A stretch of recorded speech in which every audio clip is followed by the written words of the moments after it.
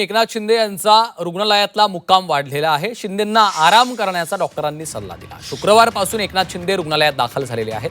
शिंदेंचा आजचा मुक्काम देखील रुग्णालयामध्येच असणार आहे.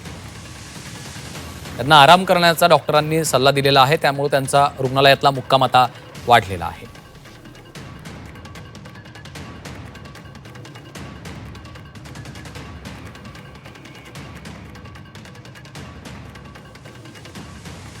शिंदेंना आराम करण्याचा डॉक्टरांनी सल्ला दिलेला आहे, त्यामुळे त्यांचा आजचा मुक्काम देखील रुग्णालयामध्येच असणार आहे.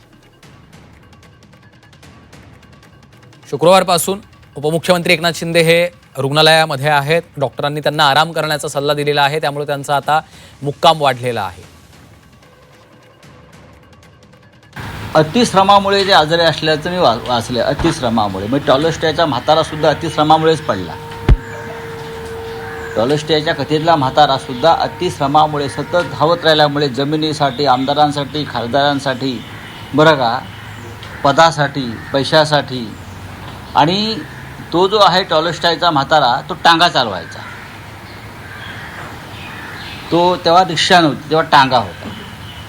तेव्हा तो टांगा चालवायचा आणि टांगा चालवून उपजीविका कराय अशी गोष्ट आहे. का मी माझ्या मनातलं सांगत नाही. जर तुम्ही टॉलस्टॉयचा कथा कादंबऱ्या वाचा तर हा म्हातारा टांग्यावाला तुम्हाला सातत्यानं दिसेल. त्याच्यामुळे ते आजारी असतील तर त्यांच्या प्रकृतीला आराम पडो.